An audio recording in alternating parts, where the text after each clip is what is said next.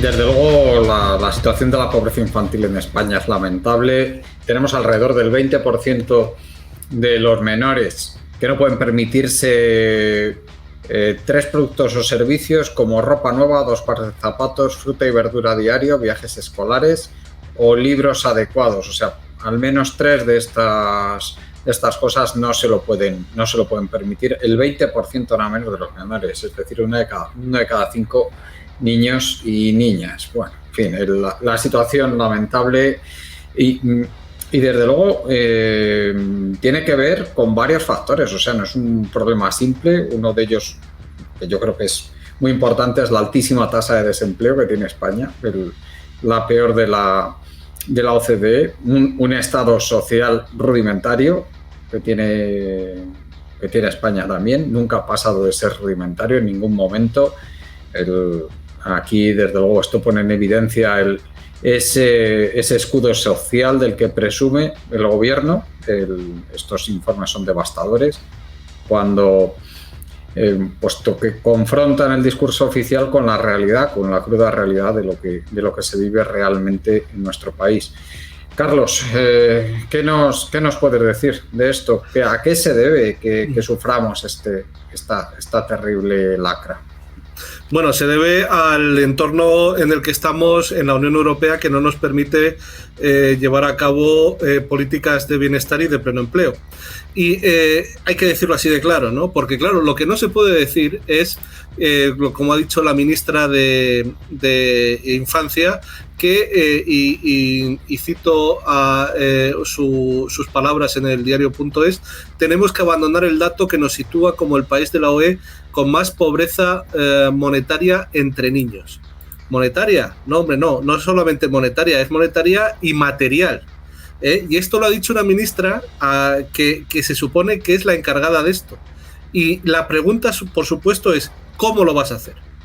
Porque no está, ya está bien de decir, no, estamos en contra y estamos muy enfadados de que seamos el país de la OCDE con mayor pobreza infantil. ¿Y qué vas a hacer? No vas a hacer absolutamente nada. Y además, esto es una cosa que se lleva manteniendo desde hace mucho tiempo, porque en datos del 2020, de finales del 2020, teníamos a España ya con una pobreza infantil del 27,1%. Los menores de España ya eran pobres. Ahora es el 28%. Bueno, ha subido casi un punto, pero es que ya estábamos ahí. Es que la tasa de paro juvenil es la más grande de la OCDE y los mayores de 25 años están en un 40%. En el año 2020 llegó a un 40,4%. De paro. Bueno, entonces, ¿qué es lo que vas a hacer, ministra de Infancia, para acabar con esto? Un par de ideas simplemente, ¿no? Prohibir la pobreza. ¿Y cómo se prohíbe la pobreza? Te lo voy a explicar en un minutito. No se prohíbe ni con el escudo social basado en una renta básica que no llega a nadie, porque, por supuesto, los poderes fácticos con Escrivá a la cabeza lo han impedido y en este programa lo hemos escuchado muchísimas veces. Esto se prohíbe cuando todo el mundo tiene un trabajo que le permite vivir de su trabajo, de su esfuerzo. Y eso se consigue con políticas de pleno empleo que no son posibles con el límite de déficit de la Unión Europea. Hay que gastar todo lo que sea necesario para que todo el mundo tenga un trabajo que le permita vivir dignamente. Y entonces se acabó. Y es que no hay más. Y que yo esté explicando esto a una señora que es miembro del Partido Comunista, que además está en un gobierno donde hay miembros del Partido Comunista, como por ejemplo la mismísima ministra de Trabajo, sin ir más lejos, donde ha habido un ministro de Consumo que también era del Partido Comunista. Es que no lo sé. Son cosas tan obvias que insultan a la inteligencia. La única manera de acabar con la pobreza es que todo el mundo tenga un trabajo que le permita vivir dignamente. A él o a ella y a sus hijos. Sobre todo porque ya estamos hablando de personas menores de 16 años. Es decir, gente que ya puede trabajar. ¿no? Es decir, que todo el mundo sepa que puede trabajar y cubrir sus necesidades. Por supuesto, habrá gente que no esté en condiciones de trabajar, ¿no? Estamos hablando de gente que quiera y pueda. Si estamos hablando de gente con problemas físicos o problemas mentales, no. Pero la gente que quiera y pueda tiene que tener un trabajo que le permita vivir en condiciones dignas, fuera de la pobreza. Y eso es una decisión del gobierno. Es una decisión del gobierno, porque el gobierno, que es monetariamente soberano, no como nosotros, que somos una colonia de Bruselas, el gobierno monetariamente soberano elige su nivel de empleo. Elige su nivel de empleo según su nivel de gasto. Si hubiera, por ejemplo, una política el gobierno soberano decidiera que el nivel de desempleo es del 0, gastaría lo suficiente como para que 0 personas que quieran y puedan trabajar no tengan trabajo. Entonces, eso es lo que hay que poner encima de la mesa. Decir que estamos muy enfadados, sí, hombre, muy enfadados y muy tristes. Pues sí, ¿cómo va a ser de otra manera? Pero es que esto no se puede hacer permanentemente, quejarse, o sea, ni una mala palabra ni una buena acción. Es decir, estamos muy enfadados, sí, porque si les preguntamos a los del PP también, señora ministra, también dicen que ellos no quieren que los niños sean pobres, ¿no? Si, también son seres humanos y tienen empatía. Estamos todos muy enfadados. Pero ¿qué es lo que usted va a hacer? Y hasta que no se ponga encima de la mesa las verdaderas razones que han llevado a la crisis social de España, que es la falta de soberanía monetaria que permita políticas de pleno empleo y de bienestar, no se está haciendo nada, absolutamente nada. Una persona que nazca hoy en España tiene un 30% de posibilidades de ser pobre, así de claro. No sé, y además, luego cuando se incorpore al mercado de trabajo con 16 años del 40,4%. Bueno, pues ahí está. Es una cuestión de gasto, es una cuestión de que España vuelva a ser soberana, vuelva a coger las riendas de su futuro y gaste lo suficiente como para que todo el mundo que quiera y pueda trabajar tenga un trabajo que le permita vivir dignamente. Es que lo demás es pensamiento mágico. Lo demás son chorradas que no van a resolver nada. Por muy enfadados que estemos, lo demás no resuelve nada. Tony, si me permites, te doy ahora a ti en segundo lugar la palabra para este tema. Venimos viendo que España es el país con peor tasa de desempleo de la OCDE desde hace ya muchísimas décadas. O sea, esto no es una cosa nueva. Viene persistiendo en España hace por lo menos, si no recuerdo mal, 40 y tantos años, ¿no? De altísimas tasas de desempleo. Y parece que aquí los gobiernos están todos pensando que esto es como un fenómeno natural. Eso es como si hubiera venido un terremoto, una inundación sobre España y no se pudiera hacer nada, algo parecido, ¿no? Una plaga y ya está. Es asombroso lo que está pasando, y lo peor de todo es que cuando llega el momento de confrontarles, todos eluden el principal problema, que es por lo menos el que tenemos ahora, ya desde hace un par de décadas, que bueno, ya va casi para 30 años, ¿eh? En el 95, desde que ya entramos con el PEG, con el resto de monedas europeas, y el principal problema que es que no tenemos una política económica propia, realmente. Y por supuesto no es posible dentro del marco de la pertenencia a la Unión Europea y a la eurozona. El problema ha sido que España, debido a sus circunstancias históricas, Europa, utilice Europa como metáfora, se vio como una manera de salir de lo que se denominaba el secular atraso. El problema es que, utilizando, dijéramos, ese lógico deseo del pueblo español, pues las élites que nos gobiernan, lo que hicieron fue renunciar, como muy bien indicado Carlos, a la soberanía a cambio de seguir ellas manejando el cortijo, y ya está. Lo que pasa es que inicialmente no se vio porque realmente, dijéramos que en la era pre-redes sociales, realmente era muy difícil acceder a esa información, salvo que fueras una persona del ramo. Era francamente difícil. Conseguir toda esa información, leerla y digerirla y hacerte una idea. Por supuesto, los que tenían que decir la tenían, pero ellos ya habían tomado su decisión. El resto pues, de nosotros, pues lamentablemente, pues no podíamos porque tenemos incapacidad, no sabemos ni por dónde buscar. Hoy en día sí que se sabe. Hoy en día sí que se sabe. Hoy en día también se saben las consecuencias negativas de eso, de pues, utilizar una moneda extranjera y ser básicamente una colonia económica del Cuarto Reich.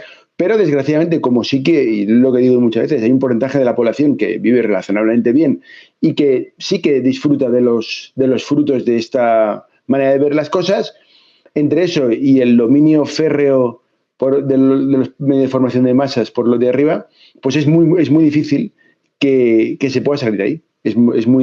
Aparte, nuestras élites han elegido ya eso y no se van a bajar del burro, a no ser que, vamos, ocurra una hecatombe tipo... estuvimos cerca en el periodo 2008-2010, que ahí fue cuando se movieron las cosas y tal, pero fue por una hecatombe. Por eso tiene que ser una hecatombe. No, es decir, necesitamos inestabilidad. Porque si hay estabilidad, me refiero a estabilidad. Cuando digo inestabilidad, quiere decir que no pueden seguir haciendo que las cosas funcionen como de costumbre. Eso no puede ser. ¿Por qué? Porque si no la degradación es continua, es sin prisa pero sin pausa. Y a pesar de que eso ocurre, es muy fácil meterlo bajo la alfombra. Un ejemplo, hace unos pocos años estuvo un relator de derechos humanos de la ONU aquí en España y el hombre salió espantado. El informe que hizo daba miedo leerlo. ¿Qué ocurrió? En el momento que le acercaron un micrófono y le empezaron a preguntar y el hombre empezó a decir cosas como las que decimos nosotros, le quitaron el micrófono. Y las entrevistas fueron sepultadas al fondo de estas páginas. Hoy en día, si entras en un periódico, pues tienes la primera noticia y tienes que pasar la página, pues al fondo de la página y sí, posteriormente desaparecieron. Pero perdona, Toni, que es que eso se ve que no puede ocurrir, ¿no? En nuestro... No, es que sencillamente no puede ocurrir. No, es que hoy en día yo no prohíbo nada, yo sencillamente no hablo de ciertas cosas. Y esto, pues no se habla. Sencillamente no se habla. Es decir, ni se les pregunta ni ellos hablan. Entonces, parece que no existe. Pero dijéramos, el problema es que ese malestar sordo se acumula. Y cuando revienta, no hay canales adecuados para encauzarlo. El ejemplo de la redundancia, es lo que está pasando ahora con lo que están haciendo los agricultores en toda Europa y dentro de poco llegar aquí. Si el modelo no funciona, ellos que están en primera línea pues se han cansado de aguantar y ha reventado.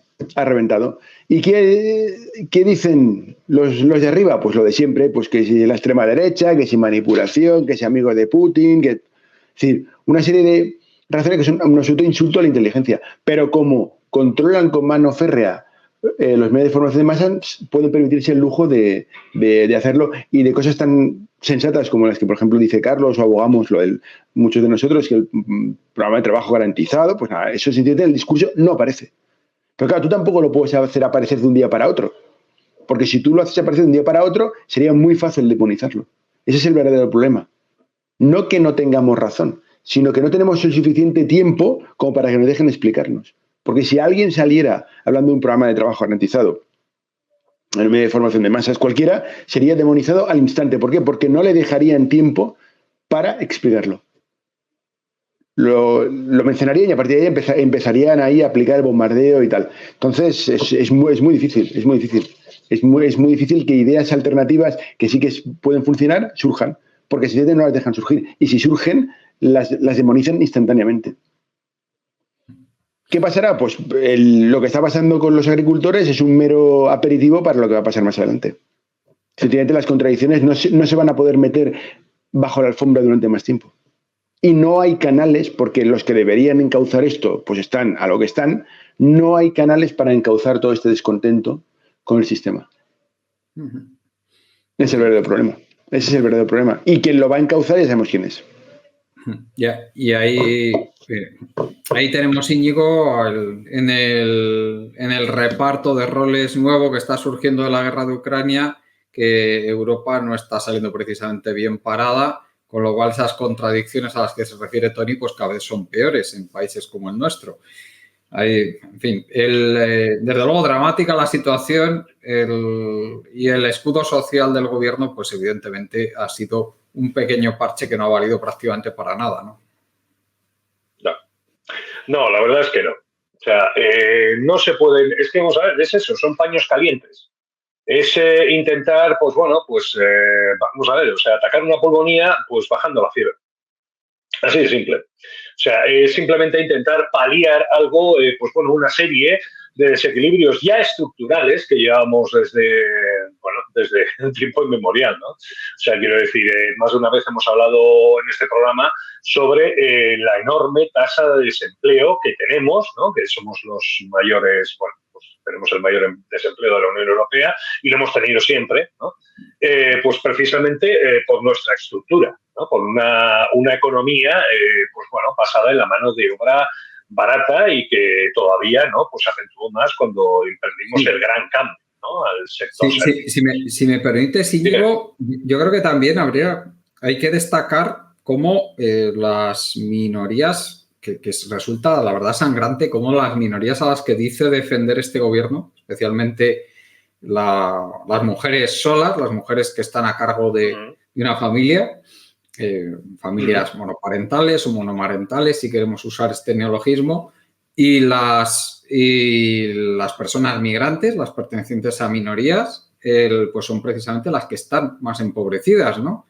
O sea, que es algo sangrante y absolutamente contradictorio con el discurso oficial.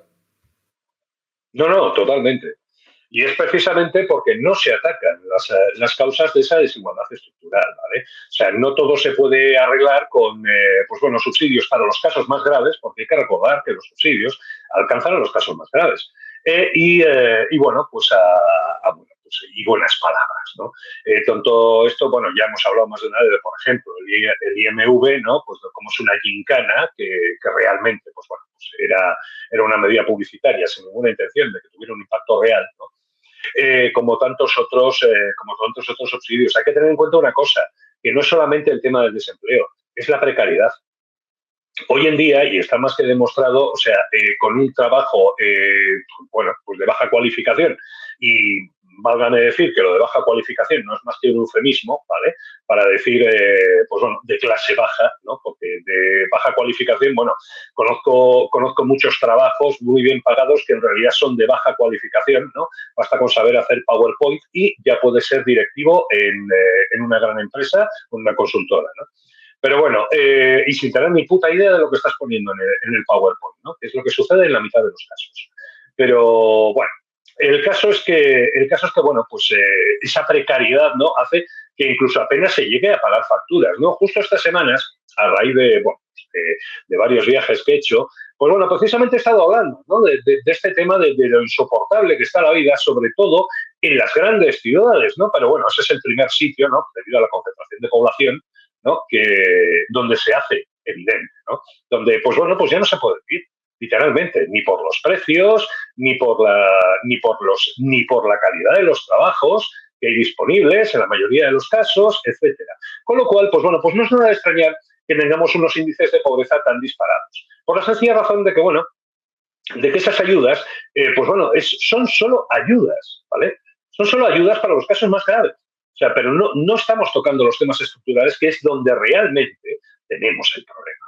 Y claro, pues bueno, pues los precios siguen subiendo, las rentas siguen subiendo y, sin embargo, los salarios, pues bueno, pues se mantienen en unos márgenes, ¿vale? Tanto que cacareamos sobre el salario mínimo, pero es que con el salario mínimo hoy en día ya no se puede vivir. O sea, y no caemos en la cuenta de eso. El salario mínimo jamás debe ser un objetivo, ¿vale? Debe ser, bueno, pues como quien diría, el resto mayor, ¿no? Dice, bueno, pues este es el resto. Dice, pero no podemos tener una economía en que la base sea esa. Y esto es lo que está propiciando en las políticas de este gobierno, ¿vale? Está propiciando, pues bueno, un descenso del salario real que, bueno, se lleva produciendo, no vamos a decir que es culpa de este gobierno, ¿vale?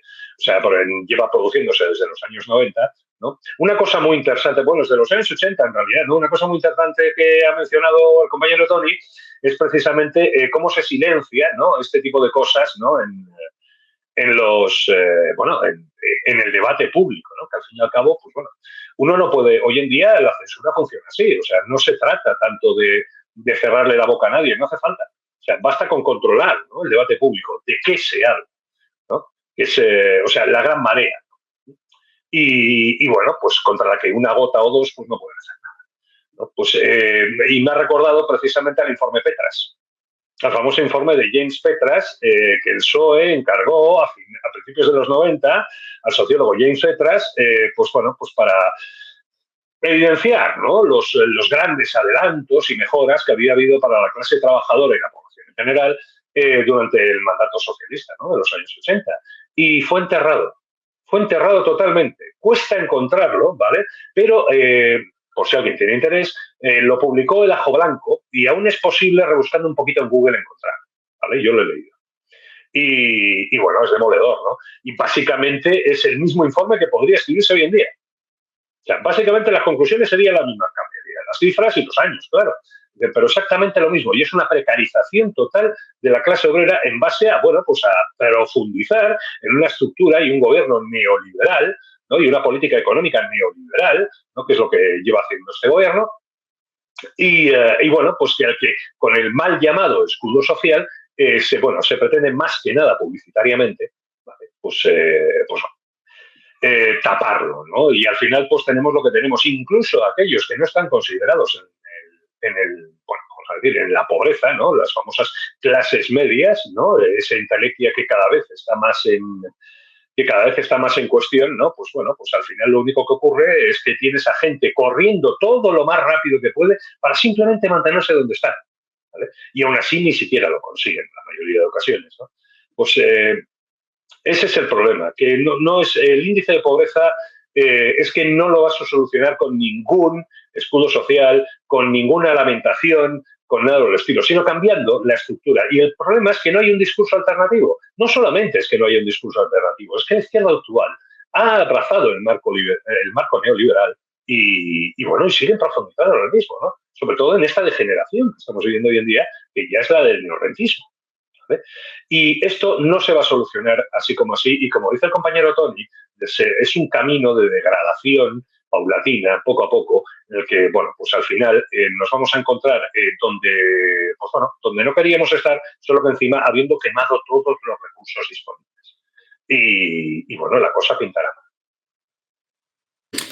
Jorge, desde Europa, si uno rebusca un poquito en lo que publica el Banco Central Europeo, la Comisión Europea, en repetidas ocasiones se nos habla, se sigue utilizando, aunque parezca para personas que no estamos en ese paradigma económico, parezca mentira, pero se sigue utilizando a nivel oficial conceptos como el de Nairu, es decir, la tasa de desempleo que no acelera la inflación, y también pues el concepto de que hay una mala adecuación de la fuerza de trabajo al mercado laboral, o sea, de la fuerza de trabajo a lo que la economía es capaz de producir, y que eso justificaría que haya países como España que tienen ahora mismo pues más del 11% de desempleo.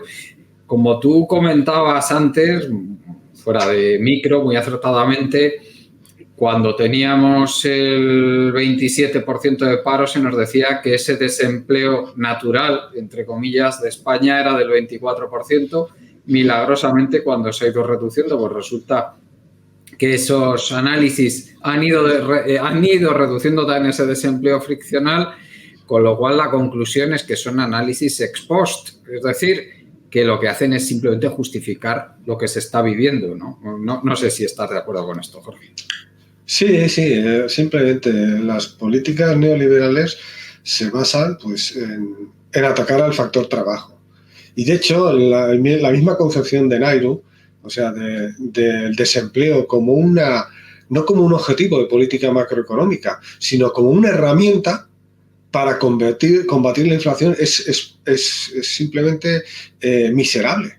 Están destrozándose la vida de gente que no puede trabajar y aportar su fuerza de trabajo para crear riqueza real para, entre comillas, y eso hay que ponerlo muy entre comillas, disciplinar los precios. Es decir, que gente pase hambre y pase frío sirve para, según los bancos centrales, para disciplinar los precios y que no haya presiones inflacionarias.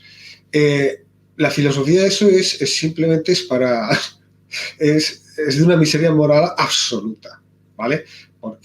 Porque primero, la riqueza real la crean los trabajadores, esa riqueza, lo que cuando una persona cobra por su trabajo, tiene un salario que le permite vivir, eso no solamente repercute en su consumo, sino repercute por el multiplicador de consumo en la economía. Y entonces, ¿qué pasa? Que vemos que por un lado dicen los bancos centrales, tenemos un desempleo demasiado bajo. Esto puede crear presiones inflacionarias. Fíjate del absurdo de eso. Y luego, a renglón seguido, se quejan de que no hay crecimiento. Pero vamos a ver, ¿el crecimiento quién lo produce? La gente que trabaja. Si no es otra cosa que eso. Pero claro, liberarse de todo ese fundamentalismo financiero que he comentado antes, término acuñado por un gran economista, William Whipwrein, ¿vale? Que fue premio Nobel premio del Banco de Suecia, el Memorial Alfred Nobel, pero su discurso de toma de posesión, de agradecimiento por el premio Nobel, que no llegó a pronunciar porque murió antes, una semana antes, se llama 15 falacias funestas del fundamentalismo financiero, 5 Fs, te dice la F, ¿qué palabra empieza en inglés con F? Bueno, pues es todo un compendio de lo que es el fundamentalismo financiero y el desastre que supone para las economías reales y para la gente, claro, porque en última instancia la economía real la produce la gente, los trabajadores al trabajar y los consumidores al consumir. Pero bueno, los bancos centrales tienen su proyecto, ese proyecto es plenamente, las consecuencias distributivas de ese proyecto son claras, siempre a favor del capital, entonces no hay nada que discutir, incluso que las economías estén digamos, padeciendo, es lo de menos, porque en última instancia cumplen con el proyecto distributivo. Es decir, las élites subordinadas disfrutan con esto, aunque el país se resienta. Lo vemos en Italia también. Una potencia industrial en declive absoluto, siguiendo unas reglas fiscales absurdas, una continuidad total de superávits primarios que lo único que hacen es destruir el estado de bienestar. Bueno, aquí también lo estamos viendo, pero eso es lo de menos. Ellos invocan la economía real como una excusa, pero en última instancia las políticas hacen lo contrario, porque dan un resultado un distributivo determinado y eso es lo que interesa. La desigualdad en Europa no para de aumentar. Ya hay más de 890.000 sin hogar en Europa.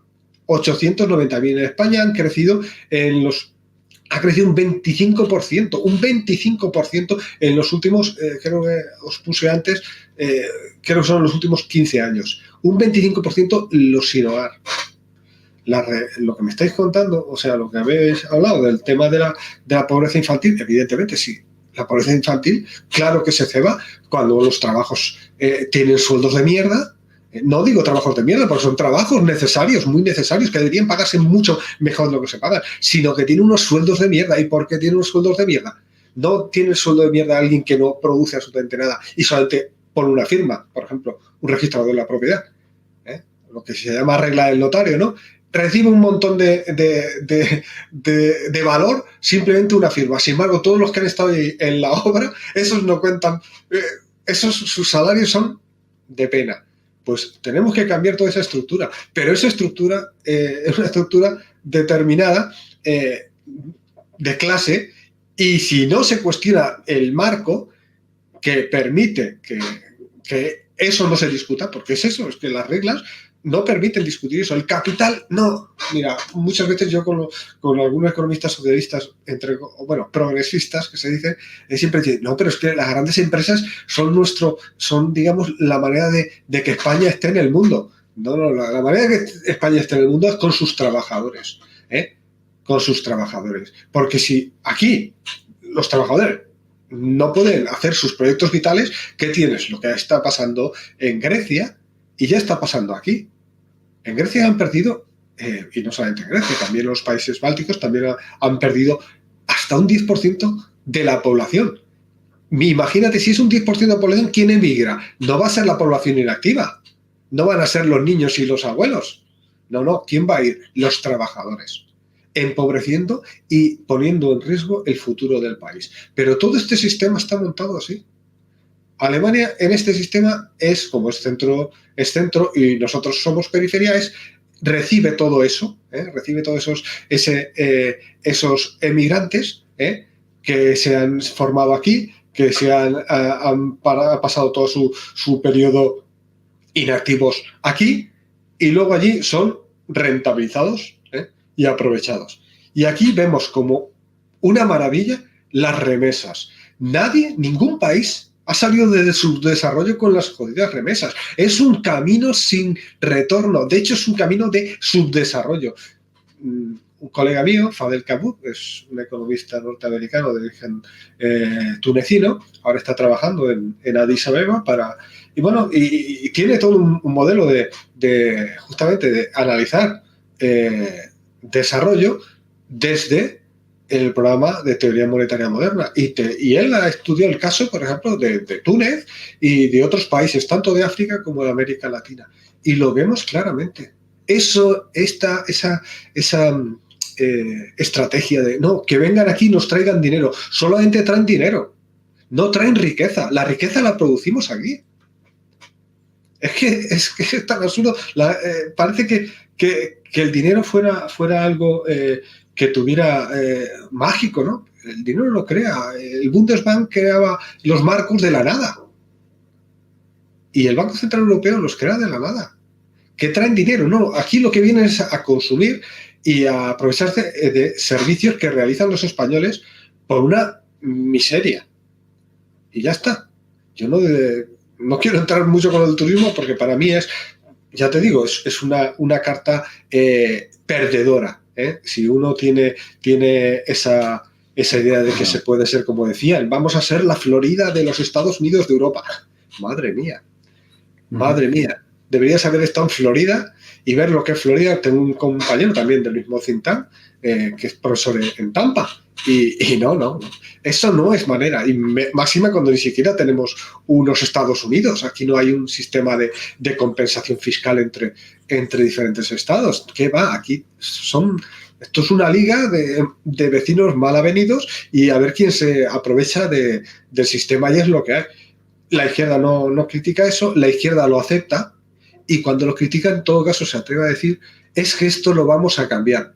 No puedes cambiar unos tratados sin la unanimidad, y además con un proceso larguísimo. Y eso lo saben los neoliberales. ¿Por qué estás diciendo eso? Porque, como ha dicho antes, con respecto a la pobreza infantil, las declaraciones mixtas, simple y llanamente, ¿cómo lo vas a hacer? No puedes hacerlo. En la práctica no se puede hacer. En la práctica no.